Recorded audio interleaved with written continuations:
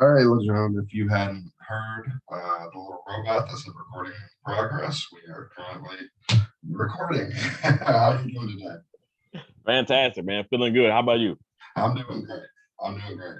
I just, I've seen Baby Oopsie. I think I watched it twice, actually. So I'm curious to ask about your role. And I don't remember your role exactly.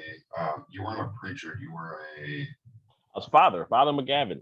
Father McGavin. Okay. I Yeah, wasn't sure the actual title because I know you sat in the confession booth and then right. you had multiple other scenes. I was curious if you had shot all your scenes at the same time or like if COVID made things difficult when you were shooting the movie. All the scenes took place at the same time. I actually did have to take a break in between shooting to do some work out west, out in Las Vegas for another project I was a part of. But the production was kind enough to let me take a few days off to go ahead and knock that out. They switched the schedule around a little bit, so it worked out really good though. That's awesome. That's awesome. Yeah. I was curious, not to dig into religion too much, but did you have anything from your personal life that helped you with that role of the father? Honestly, not. I'm not a super religious guy. I mean, I come from a Baptist background, and I Mhm. can't say that as an adult I've continued that to very well. So it was just one of those things, man, when you get the role and you do your best you possibly can to get into that character and just take it from there. Hopefully, it sails. That's pretty much Right. what that was. Yeah, no, you did a great job with that. I was curious about how you initially became involved with this project. This one here was simply just I think dipping my toes into Actors Access and seeing the post and going after it, and then got a contact from I think it's Jessica Hughes, who the casting director, and we hit it off and everything, and submitted my audition, and they enjoyed it, and here we are. Nice, nice. Yeah. So, when you guys were filming the confessional scenes, Uh-huh. were you actually in a church, or is that something that was built as part of the set? No, no, they built that. They built that. We were in a garage. We were in the garage and it was about 32 degrees in that damn thing, man. It was cold. I'm not if you really pay attention, you can probably see like my eyes watering from how damn cold it is.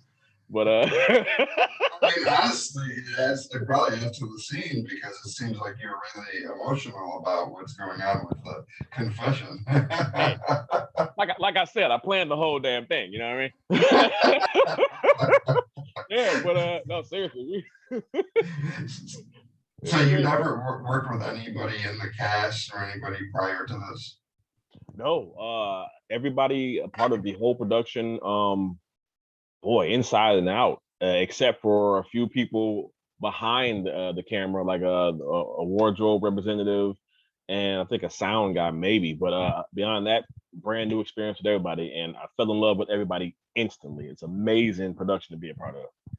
Nice. So when you were given the script, was it the full script or just basically surrounding your roles or your role in the film? Oh no, I was given the full script. Okay, cool. Yeah, you Um, mean like for auditioning or for after being cast? for once you got cast, I wasn't sure if you just got the parts where it was your specific.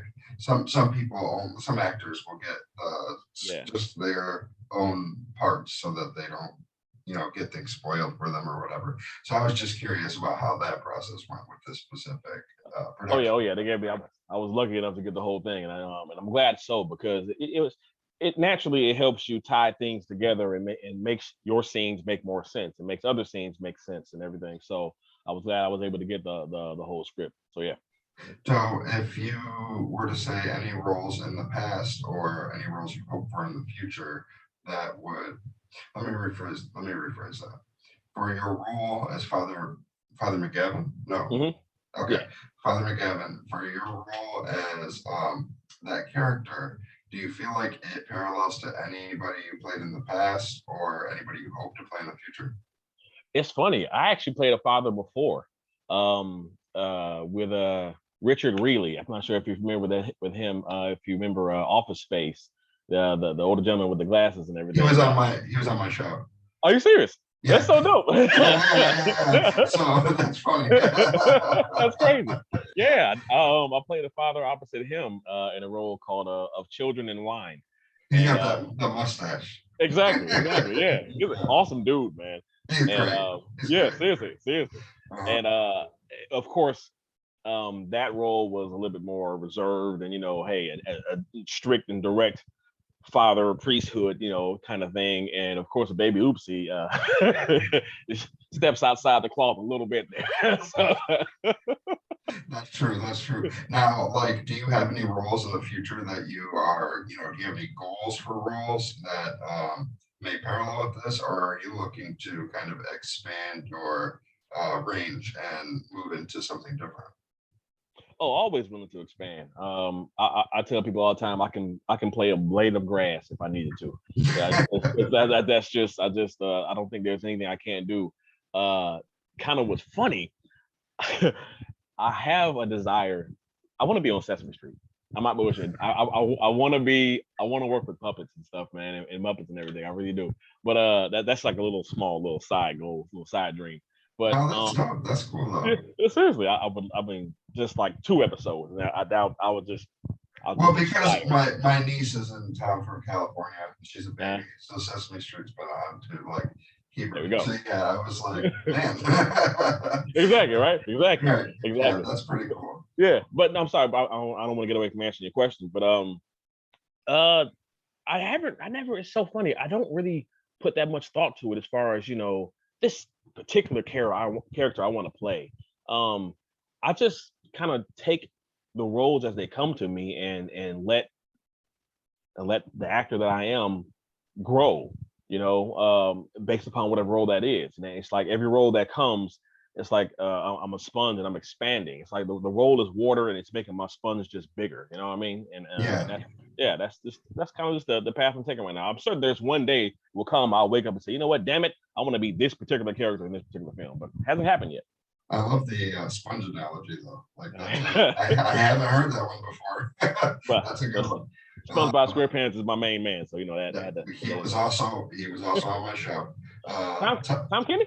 Tom Kenny and Bill Firepotty, Firepotty. I always forgot to spell Oh to my say god, his name. Yeah, are you Patrick serious? is SpongeBob 2 months ago. Yeah. so Oh my goodness. so hearing it with people that you like, you know what I mean? Oh, this is Like amazing, man.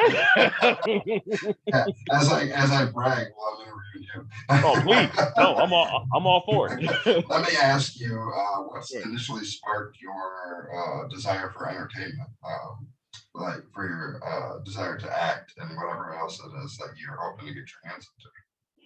Most cases, like most cases, people who are actors, especially the comedic roles and everything, class clown in school, you can get in trouble for making people laugh and things like that. But the direct answer was there was a movie back in the early '90s, late '80s, maybe called Curly Sue, and it was I think Jim Belushi. Is that right? Yeah. And I can't remember the young girl's name. But anyway, my older brother took me to go see that movie in the theaters. And as I'm sitting in the theater, I'm looking on the screen like, that girl's like my age. I can do this, you know? Yeah. Yeah, she was like 9, and I'm like 9. I'm like, I can do that shit. So that's where the interest sparked, and I went on to high school and did some after school specials and whatnot, and went to college for baseball actually, and then came home and had the 9 to 5 job. And I'm like, you know what? The hell with this cubicle. I want to do what I love, and I love saying words in front of cameras. What college did you go to, if you don't mind me asking? Sure, I went to my first 2 years at Teal College. It's in Greenville, Pennsylvania, and then Okay. then I transferred and graduated from Shaw University in Raleigh, North Carolina, 2006. Cool. So I want to ask about we talked about your past and we talked a little bit about Baby Oopsie. What other projects do you have going on in the future, or what else are you working on right now? Actually, I have a film that's coming out, premiering August 2nd. It's called Bring Him Back Dead. And yeah, it's Louis Mandylor, Gary Daniels, Katie Keene, and Daniel Baldwin actually. I'm really excited about that film. It comes, like I said, comes out August 2nd. I don't know the platforms yet. It's like they're keeping it secret or something, but they'll tell us eventually. But I'm really excited about that. Bring Him Back Dead. Beyond that, there's another film that'll be coming out soon called The Company We Keep. I don't know exactly when that's going to come out. I did that with what is his name? Roberts, Julia Roberts' brother. Eric. Eric Roberts. Yes, Eric Roberts. Yes, it's killing me. He's gonna kill me for forgetting anything. But yeah, that's coming out soon. Beyond that, sorry, phone was ringing. Yeah, that was all good. Beyond that, right now, I've actually kind of been taking a pause for the summer for my kids. We were just vacation and everything. Kind of wanted to give them a summer that I never had. So I kind of been taking a break from acting for a second, but I'm actually getting ramped back up and everything, and I should be doing some a feature film possibly in Michigan sometime later next month, and another one maybe in New Hampshire around late September, I believe. And so the one you said is called Bring Me Back Dead. Bring Him Back Dead. Bring Him Back Dead. And yeah. So that one you said you worked on with Louis Mandylor. Yeah. Right? It's funny because he was on the show and I accidentally called him Louis because I thought that was his name. You know what? I think you might be right. Because I thought I overheard somebody on set call him Louis. I'm like, oh, I didn't know it was Louis. I thought it was Louis. I was going to say, I feel really bad now because I called him Louis the whole time. I think you might be right. Well, that's okay. When I put in the request for you, I said LeJon Jones because I was thinking LeBron James in my head. She said, "You mean LeJon Woods?" I said, "Oh my bad." Yeah. Oh, crazy. I'm on there, dude. It's all good. Wait a minute. So you had Louis Mandylor on the show too? Yeah. I think he was doing something else through October Coast. So yeah, for sure. Yeah, it seems like we have lots of people in common. It seems like we do. So, if there is, are you interested in any, like, right now, obviously, comic book movies are soaring. Definitely. Is there anything, like any role or any character that you would be interested in exploring to join one of those universes? Oh, man, that's funny you asked that. It's already been done. His character has already been portrayed, I believe. But I thought I would be a great Nightcrawler. You know what I mean? Well, they had to recast him for the new upcoming. Well, listen, hey, if you got some connections. Well, here's what's funny. So, Nightcrawler, I guess, is a popular one because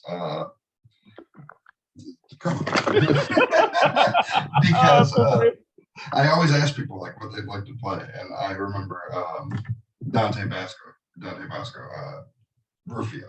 He was immediately he was like Nightcrawler, and I love Nightcrawler too. Like I feel like that's what I would say. But they're gonna be casting new roles for the X-Men, so push that, man. Just push it.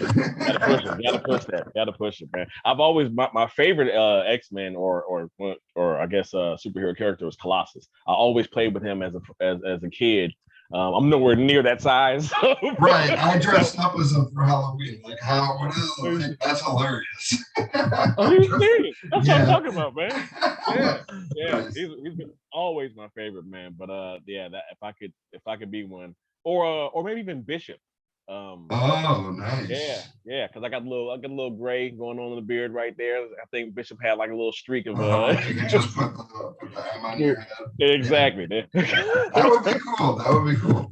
Yeah. So this seems like you lean more towards Marvel than DC then. A little bit, I guess. But let's focus back on you and the movie. Is there anything that people don't ask you about the film that you'd like to share, like when you're in interviews and people ask you like the same thing over and over? What inspired you? I'm curious to know something about from your perspective that people haven't been able to pull out of you yet. In regards to the film, or just me as a person? One or both. I met the film, but honestly, let's go both. Sure. I'll start with the film. Yeah, in most cases, they're the standard questions and everything. Anything that I'm looking for, outside of the standard? That's actually a really good question. I think if anything, okay, I've done a faith film before, a Christian film, and the question is always, it's not always, but it's like sometimes, am I as, and you might have touched on this already, am I as, close to the religion or deep into it as portrayed, or is that the reason why I picked this role? Because he's a father and he's a man of the cloth, and it was my inspiration to do that. And the answer is always no, not at all. Not at all. Not that I'm against religion or anything like that, but I wouldn't be like, you know what, I'm striving to play that religious role because I want to just speak the word to the people. No, that's not me. You don't want to be typecast. Not at all. Not at all. Yeah. So that's one thing. I hope I kind of answered that question. Yeah, for sure. Yeah. In regards to me, what's so funny? I'm a huge, even though I as being an actor and everything, and of course, being in the light of what an actor entails, I'm a huge introvert. Like I'm probably one of the most socially awkward people you'll ever meet. It doesn't seem like that at all. It doesn't seem like that at all. I've been laughing the whole time. I could have never guessed. I would have never guessed. Seriously. Okay, if we were at Comic-Con or something like that, I'll just be like, hi. So in person, it's a little harder for you. I got you. Sometimes, not in all cases, but I'm one of those guys, man. When it's time to be in front of the camera, you're going to get everything from me and things that you didn't even realize you can get from an individual for that role. But outside of that, I just want to be home and drink beer and watch the Cleveland Browns lose, because that's what they do. Well, are you from Cleveland? I'm from Cleveland, Ohio. Uh-huh. From Toledo. Get out of here, man. Look, we got to get together, man. Yeah, that's where I live. Nope, I've been to Toledo my whole life. I thought I saw you were from Cleveland. That's why I asked where you went to school, because I didn't know if you went to somewhere. What is in Columbus? I didn't know if you went to Ohio State or if you went to somewhere closer to me. That's why I was curious. But I think it speaks to your acting capabilities when you talk about being an introvert, and then you can, turn that, push that to the side so you can put on a performance. Especially not only that, but I mean, to be able to do an interview like this and be share the charisma that you are. I appreciate it. It's awesome when you get into your comfort zone, whatever that is for you, because I think it looks great on screen. Appreciate that, man. Thank you. That's one of the reasons why I was like, I gotta talk to this guy. Your not levity, but I think your performance in that film, not to gas you up all day, but I think it's your performance in that film that kind of balanced it out for me. When I was watching, because there's a lot of opposite you, obviously. Sure. A lot going on that has nothing to do with your role, but I think so. As far as the whole movie goes as a whole, I think your role kind of not necessarily was completely opposite from everything else, but I think it balanced pretty well. Awesome, man. That really means a lot. That's what I'm hoping for and looking for. So thank you for that. Thank you. No problem. So let me ask you: is there anything you'd like to plug, or I just want to give you a short platform? Anything you'd like to say, or as far as your social media, websites, anything that you'd like people to check out? I always suck at this, but I'm gonna give it a shot. Damn it! All right. First and foremost, I want to thank you for giving me an opportunity to do this interview. I truly enjoyed the film. I truly enjoyed the role. Like I said, Full Moon Productions, they do a great job with everything. And I'm so grateful to have been a part of that and hopefully be a part more of it in the future. Again, Bring Him Back Dead, coming out August 2nd. For anybody who likes action thrillers, heist movies, please check that out. Really looking forward to that. I'm also the spokesman of Love Seats, which is a sports and concert ticketing app. So our competition, of course, is SeatGeek and Ticketmaster and things like that. Myself and Patrick Warburton, we are the spokesmen. We're the faces of Love Seats. And so put that out there. You want to buy tickets for a concert or a game, go to Love Seats. That's awesome. Yeah. What makes real quick about Love Seats. What makes Love Seats different is you go to a game or a concert, and if you don't like your seat, you can move your location during the game legally. And there's an algorithm that makes that ticket cheaper as the game or concert goes on. So instead of sneaking into the seats down low, you can do it legally and pay less as the game's going on. And if you want to leave the game or concert for any reason early, you get cash back. So honestly, that's pretty dope. I never heard of anything like that. Yeah. And so that's in Cleveland? No, Love Seats is actually based out of Las Vegas. That was the work that I had to do during where you take a break. Yeah. Okay. Yeah. I see. Yeah. So when you talked about bringing him back dead, yeah. Can you talk any more about that, or are you under NDAs? Because I can also promote that film as well. No, sure, no doubt about it. It's a group of a gang of violent thieves who were supposed to just go to a jewelry store and an in and out job, but the in and out job turned upside down when one of the thieves got gun happy, and there was supposed to be no shooting. There was no need for it. One of them got gun happy, and some people got hurt, and they go back to the I guess to the meeting place, and they were there to get diamonds. They were there to just it was a big diamond heist, and they go back to the meeting place, and everything just unfolds. There's twists and turns. There's backstabbing. There's lies. There's deceit amongst these thieves, as it should be. You know, there's no honor among thieves. You know, and it's a film that has a lot of twists and turns, like most films do, like most heist and thriller films do, and everything. But this one, I think it's going to take people for one, like, whoa, I didn't see that kind of shit coming. So yeah, I'm really excited about it, man. And of course having Gary Daniels in. If you're familiar with the martial arts world, Gary Daniels is a icon in the martial arts world, man, and he's doing his thing in it, man, kicking and punching and throwing those legs all over the place, man. Is he one of the thieves with you? That's correct. And you're one of the thieves as well, right? That's right. Okay, that's awesome. And so was and Louis Mandylor is he's the head of the gang.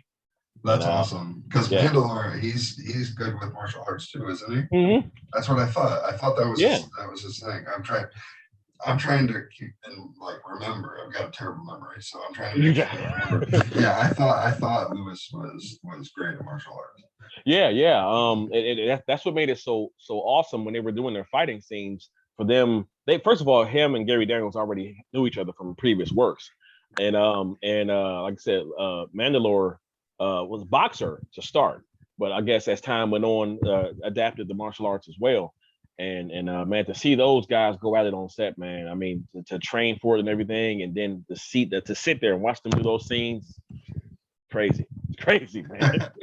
Do you think you could get to a point where you do your own stunts, or are you already there? Already there, yeah. I've done a few. You'll actually see in this film. I mean, it was like not like major stunts, but yeah, I did, you know, falling out of. Yeah, if you're with Louis Mandylor and Louis Mandylor and Gary Daniels. Gary Daniels. Yeah, if you're with them, then I can only imagine that it's going to be a fun and action-filled movie. Honestly, I love talking with you, man. Thank you so much for your time. Hopefully we'll meet soon in Ohio. No doubt, man. I hope to talk to you more again about bringing back dead once it comes closer to release date. You said that comes out in August 2nd, next week. Oh, next week. Wow. Oh, okay. Yeah, I'll promote this up on our action segment. Oh man, that'd be great. Yeah, of course. Again, thank you so much, and whatever you do, make sure you stay safe, and please keep bringing what you brought to Baby Oopsie to every film you come across. It's an absolute promise, man. I thank you for your time, Joseph, man. It means a lot. Really does. Of course. Yeah, no problem, brother. I'll see you soon.